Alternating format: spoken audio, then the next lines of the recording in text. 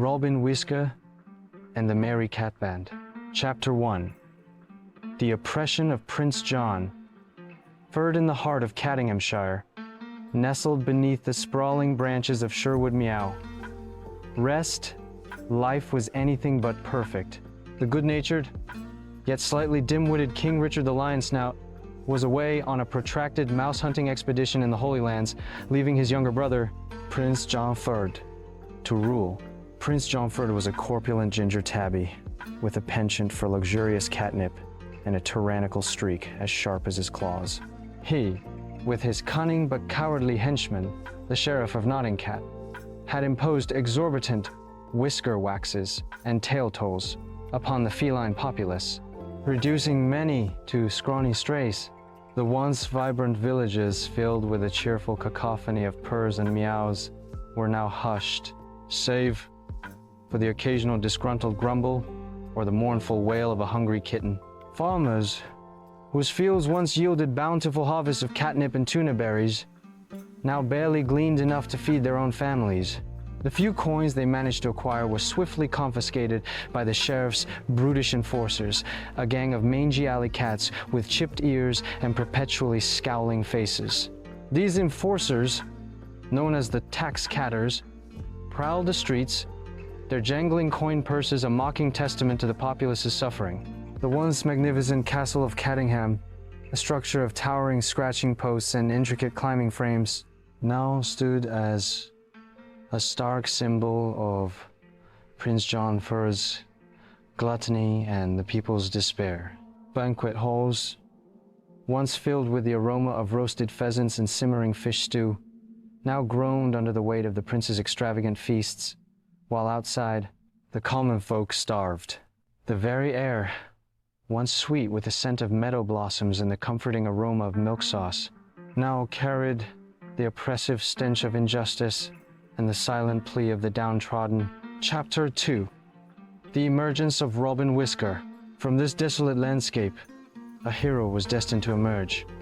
Robin Whisker, a lean, agile black cat with eyes like emeralds and a spirit as untamed as the wild Meowrest itself.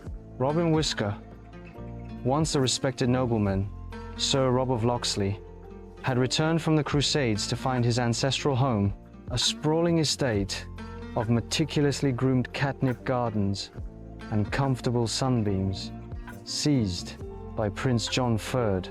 His loyal servants, a band of stray felines, had been scattered, their lives shattered by the prince's cruelty. Enraged by the injustice and filled with a burning desire for revenge, Robin Whisker retreated into the depths of Sherwood Meowrest, a labyrinthine expanse of ancient oak trees and dense undergrowth. It was here, amongst the rustling leaves and the dappled sunlight, that he forged a new identity, transforming himself from a nobleman to a legendary outlaw. He gathered around him a band of loyal followers, the Merry Cat Band, a motley crew of misfits and outcasts, united by a shared passion for mischief and a fierce commitment to justice. Amongst the Merry Cat Band were Little John Paws, a hulking Maine Coon with a gentle spirit and a surprisingly light tread, Friar Tuck Fur, a rotund Persian who, despite his love for delectable treats, possessed a booming purr and an unwavering moral compass, and Maid Marianne, a spirited Siamese with intelligence as sharp as her wit and a talent for strategic planning. Together, they vowed to defy the tyrannical rule of Prince John Ferd and the Sheriff of Nottingcat, redistributing the wealth they pilfered from the greedy nobles to the suffering populace. Their acts of rebellion, initially small and furtive, soon grew in scope, becoming bolder and more daring. Their exploits whispered in hushed tones throughout Cattinghamshire, igniting a spark of hope in the hearts of the oppressed. Chapter 3. The Archery Contest and the Sheriff's Frustration. The Sheriff of Nottingcat, a sleek but perpetually agitated Burmese with an unhealthy obsession for shiny objects and a temper as short as his tail, grew increasingly frustrated by Robin Whisker's brazen defiance.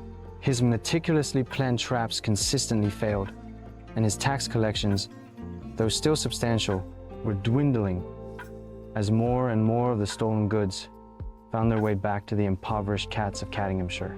To lure Robin Whisker out of his leafy sanctuary, the sheriff concocted a cunning plan, an archery contest with a silver salmon trophy as the grand prize. The contest, announced with much fanfare and exaggerated boasts, was a transparent ruse, a thinly veiled trap designed to capture the elusive outlaw. Yet, Robin Whisker, known for his audacity and a touch of theatrical flair, could not resist the challenge. Disguised as an elderly, slightly arthritic alley cat with a drooping mustache and a carefully cultivated limp, Robin Whisker entered the competition. He shot with an almost nonchalant precision, each arrow finding its mark with an unnerving accuracy, much to the growing fury of the Sheriff of Nottingcat. The final arrow, launched with a flourish and landing squarely in the bullseye, secured Robin Whisker's victory and sealed his fate. The sheriff, his fur bristling with rage and his whiskers twitching furiously, immediately recognized the impostor, his disguise rendered utterly useless by the sheer audacity of his triumph. "Seize him!" the sheriff shrieked, his voice cracking with fury and frustration. The tax catterers, already on high alert, surged forward, their claws extended and their snarls echoing through the festive crowd. However, the Merry Cat Band, hidden amongst the cheering onlookers, sprang into action, creating a diversion that allowed Robin Whisker to escape, leaving the enraged sheriff to vent his fury on his incompetent enforcers. Chapter 4. Maid Marie, Anne's predicament, the Sheriff of Notting. Cat, humiliated by Robin Whisker's latest escape and desperate to regain the upper paw, concocted an even more sinister plan. He captured Maid Marianne, Robin Whisker's beloved, a decision born out of vengeful malice and a misplaced hope that her capture would force Robin Whisker to surrender.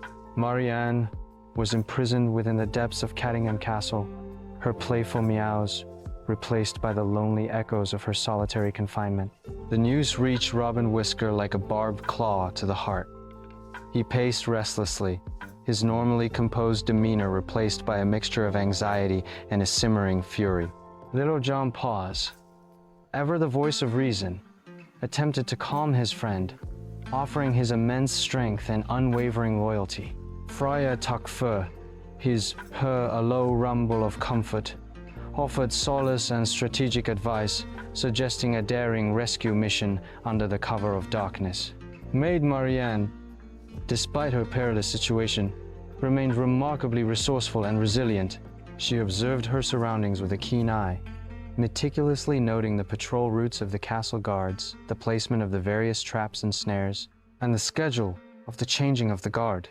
Her escape plan, meticulously crafted and whispered to a passing pigeon, was soon relayed to Robin Whisker, a testament to her intelligence and courage. Chapter 5. The Daring Rescue with Marie. Anne's intel and their combined cunning, Robin Whisker and his Merry Cat Band orchestrated a daring infiltration of Cattingham Castle. Under the cloak of a moonless night, they scaled the walls, navigated the treacherous rooftops, and deftly disarmed the castle's security systems. A series of tinkling bells and intricately arranged yarn traps. The castle guards, a collection of half-asleep dogs and perpetually distracted hamsters, were easily outsmarted, their bumbling attempts to thwart the intruders proving more comical than threatening. Maid Marianne, her eyes gleaming with anticipation, awaited their arrival. As Robin Whisker and his band of merry cats breached her cell, a joyful purr rumbled in her chest, a sound that filled the gloomy confines with warmth and reassurance.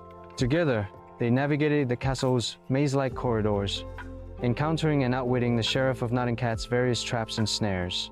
The Sheriff, alerted to their presence, unleashed his furious mules and his loyal henchmen, the tax cat-ors, who engaged the Merry Cat Band in a series of comical battles, each one more absurd than the last.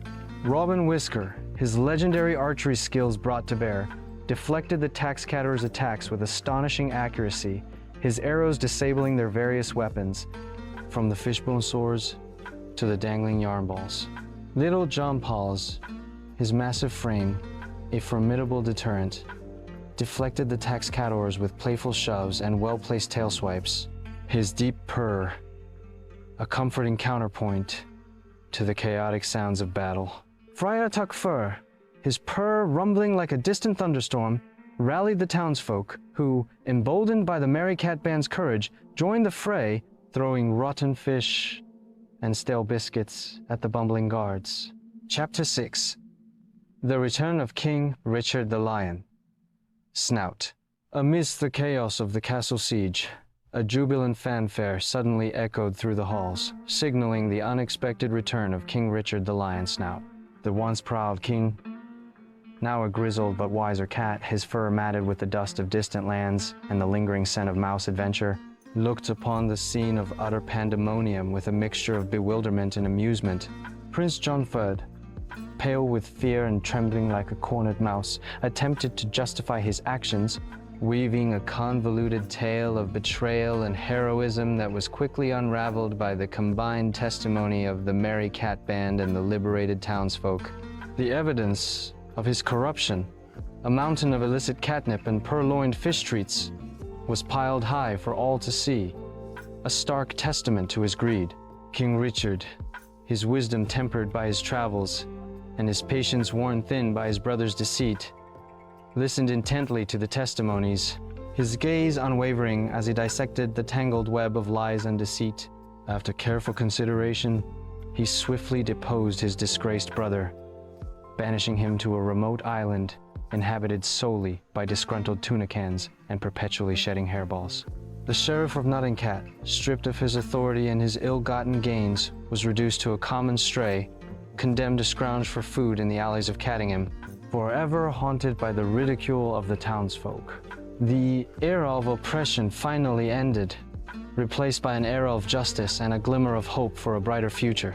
Chapter 7. The Restoration of Justice. With King Richard the Lion, Snout back on the throne, order was swiftly restored to Cattinghamshire. Robin Whisker, once an outlaw, was celebrated as a hero, his courageous acts and unwavering commitment to justice forever etched in the annals of feline folklore.